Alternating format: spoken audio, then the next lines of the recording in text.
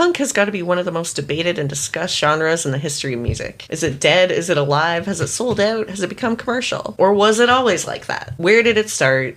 Who started it? And what's the definition of punk? Is it a style of music? Or is it more of a vibe, an approach, and a philosophical belief system? One thing that always drew me to punk was its DIY nature. Part of the early ethos was that you didn't have to be a virtuoso guitar player or have any training in music to be a punk rocker. You just picked up an instrument, maybe copied what you saw somebody else doing. Johnny Thunders, originally from the New York Dolls. Later, the Heartbreakers, was a killer guitarist who learned from copying the MC5 and the Rolling Stones. Fred Smith and Wayne Kramer literally just figured it out on their own in an effort to make their guitars sound like John Coltrane's saxophone. And then later, Steve Jones from the Sex Pistols admitted that he copied his style directly from Johnny Thunders, going on to influence dozens of other British punk bands. Then came along Joe Strummer, somebody who I adore, and I also think is one of the people who brought punk into the mainstream and made it okay to sign with a major label and get on the radio with the rock artists. To sell out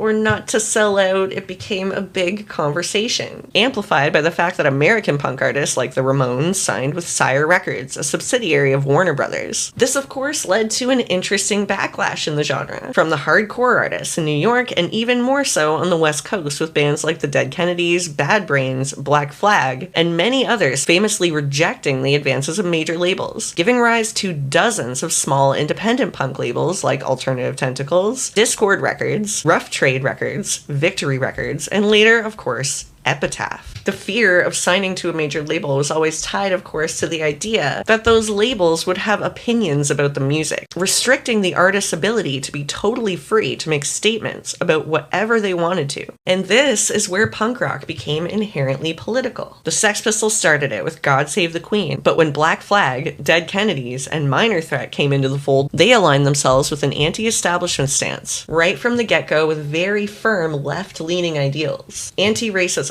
vocal support for the LGBTQ community, and a more equal and welcoming space for women than almost any other genre before it. Because punk was always about an attitude towards life. It was about coming together as a community to support the weak and the struggling and to tear down the forces that suppress others. It was about getting that anger out in the right way, in the right place, using it to make social change and to create a better world for everybody. Punk rock was never a specific style of music or a way of playing the guitar. It's a vibe. Because if you know that no one is more of a peacenik tree hugger hippie than a punk rocker.